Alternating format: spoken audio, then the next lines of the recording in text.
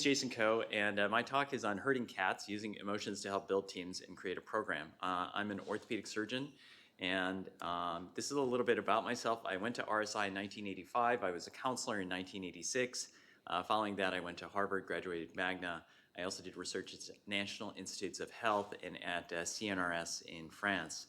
I went to medical school at Johns Hopkins, internship Mass General, residency in orthopedics at Special Surgery in New York, and fellowship in sports medicine at Cleveland Clinic. I also did an M.B.A. at Northwestern, and I currently am an adjunct professor of biomedical engineering at Northwestern and a clinical professor of orthopedic surgery at University of Chicago, but my primary role is to run the orthopedic department at the NorthShore University HealthSystem. I'm involved with taking care of professional athletes and have been taking care of the Cleveland Browns in the past, Cavaliers, the Chicago Cubs, Chicago Fire, Joffrey Ballet, and USTA. Then this one, oh my goodness. Oh, Lord. So I do surgery, and that so is a serious knee injury for Willis McGahee. Yep.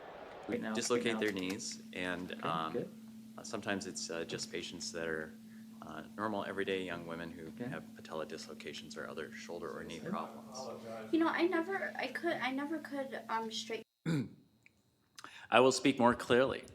So I'm a sports medicine surgeon and a shoulder surgeon. I also do orthopedic biomechanics research. This is one of the books we've published and some of the finite element analysis modeling that we've been doing. And I've also been involved with tissue engineering, and some of our research has been published and featured on the cover of a couple of very popular magazines, which I'm sure you get at home, Tissue Engineering Part C and Journal of Tissue Engineering. And I've also been involved with medical device innovation. The Citralock tendon fixation device is now being distributed by Stryker, and the SmartShot marrow access device. And we have a few patents developed out of some of the work we've done. But some of the bigger thing that I'm doing nowadays is running the Orthopedic and Spine Institute at the NorthShore University HealthSystem. This is the #1 by volume orthopedic program in Illinois, with over 100 physician specialists, over 11,000 surgeries a year. And we've recently expanded to 9 hospitals, and it's about a $500 million a year service line. We have residents from the University of Chicago and University of Illinois, and we've been listed in the best hospitals in US News for orthopedics for the last 3 years running. So I see many of you here, and most of you are RSI alums or CE or USABO or have some affiliation with the center, and I'm sure all of you are incredibly individually talented.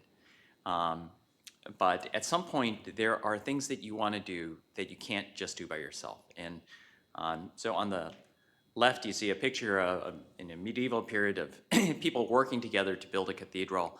On the right side is actually the current reconstruction that's going on of Notre Dame after it got burned in a terrible fire.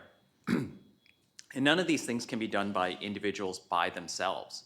And that's one of the challenges, because I think we're all used to being incredible individual contributors, but trying to get people to work together is a very, very different situation. So how do you bring people together, build an army, create momentum to bring people together and actually do something great to maybe defeat evil and create freedom in the world? Unfortunately, sometimes you go to war with the army you have, not the army you want. This is actually a quote by Donald Rumsfeld, who, among other things, was a successful businessman, but I do think that this is an accurate quote. And sometimes I feel like the team that you have may be a little bit like the island of misfit toys from Rudolph the Red-Nosed Reindeer, where you have, an airplane that flies and a fish that flies, and I think an airplane that goes underwater, and a railroad, a choo-choo train that has square wheels. And obviously Rudolph is a bit of a misfit himself. So when you have a team, sometimes it's a little bit like herding cats, particularly if you have a bunch of very bright individuals. And they all have their own ideas, and they're usually pretty good ideas, but sometimes they're not good ideas, and sometimes they're not exactly what you think you're trying to do. And there's all these wonderful folks here, and they're trying to do all sorts of different things. I work with surgeons, and I don't know how many of you have watched, this Doctor Strange movie, where Doctor Strange really thinks he is smarter than everybody else, and most of you probably think you were also smarter than everybody else. Some of you know you were smarter than everybody else, like Doctor Strange, but that also gets you into trouble at times. I work with people like, and now this is a fictional You portrayal. ask me if I have a God complex? Let me tell you something. I am God. So that's a cardiac surgeon, Fred Chen. I don't see him here, but he works with those guys all the time. I work with a bunch of surgeons, and sometimes they think they're gods, but sometimes they are just like this. I am a surgeon. I am a surgeon. I am a surgeon. Right. So you have to sit there and deal with people like that. And I think most of us here have been very, very well trained in, thinking about complex things in a very logical and rational fashion. But when you meet these people, sometimes you end up feeling like this, or sometimes you end up feeling like this.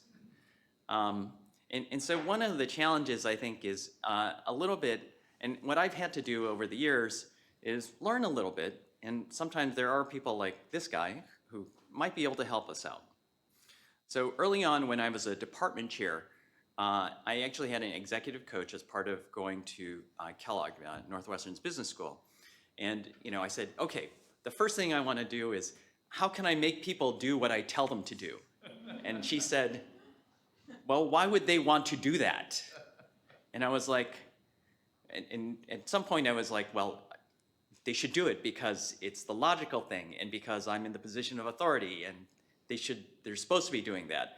And I don't know, I have some friends, Pam is here, she was in the military, and Admiral Inman, and sometimes there are command and control environments where you may be able to enforce that, but even in those environments, my understanding is that's not always true. And so you have to get people to follow you. If you are a leader but nobody is following, you're just walking by yourself. So a large part of this is actually using emotions to help manage and lead. And so understanding people is challenging, because they are not completely rational. But I think we can understand that, and again, going from the softer sciences, that most people have core needs and core concerns and needs. They want to be treated with respect. They want to be treated fairly and as part of a group. So this is the basis of some study by myself. I went to Kellogg, and these are some of the books Roger Fisher and Dan Shapiro lead the negotiation projects at Harvard. Robert Cialdini was at Stanford for many years in the business school. And then Lee Thompson, she was one of my instructors at Kellogg, and this is her textbook on the heart and mind of a negotiator, because people have rational cognitive biases, and these cognitive biases and these emotional needs actually feed into how they manage and do things. So I'm going to go through some basic things that hopefully will be helpful. One of the core concerns people have is appreciation. They want to feel honestly valued. This core concern is met when a person says, I am appreciated. And if you have a negotiation, if you're meeting somebody, discussing something with somebody, it's important for them on the other side to feel appreciated before they can actually work with you in a reasonable fashion. If they feel appreciated, they're enthusiastic, they're caring, they're going to cooperate. If they are not appreciated, and how many of you feel something when you are not appreciated? You don't feel happy with that situation, you're angry, you're impatient, and you may have a contrary behavior.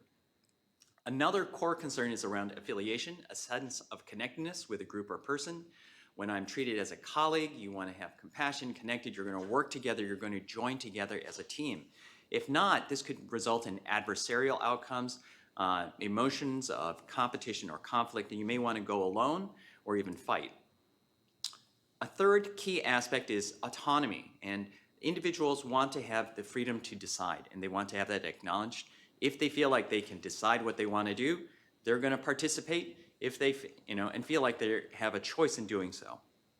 If not, they will feel angry, guilty, ashamed, remorseful if they don't feel like they have control in the situation, or if they do have control or some influence, they may resist passively or actively.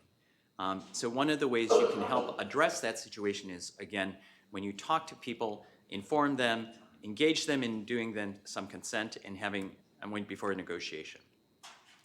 Another core concern is around status, acknowledging standing in comparison to the standing of others.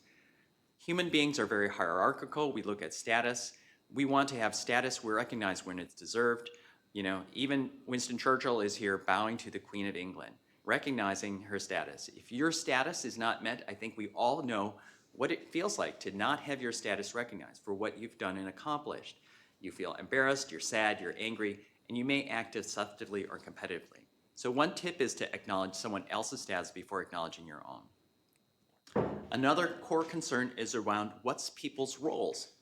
You need a role that meets your needs and standards, has a clear purpose, is personally meaningful, and is true.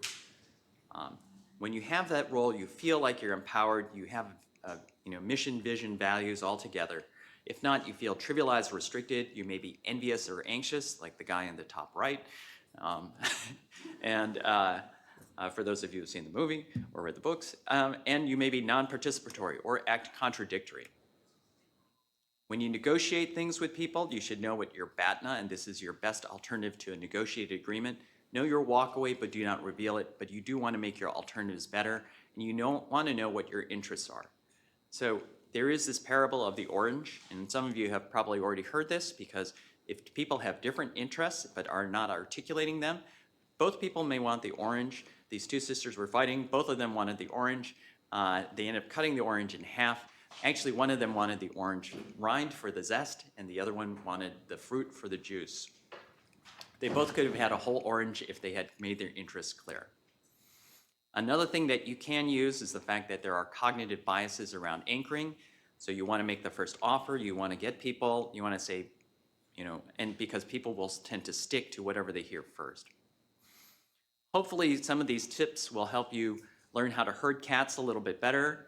I love this video because it shows like how you can actually get large groups working together. This is, I think, 2 or 3 sheepdogs that actually managed to get this whole herd of sheep through that gate. Now, I don't know if we want to refer to the people we work with as sheep, but I think another great example is somebody who was working under adversity. George Washington at the Battle of Valley Forge, really beat down, tired army that was, half of them were the recruitments were about to be up, but he successfully brought them together to execute this complex mission because they had that sense of shared destiny together.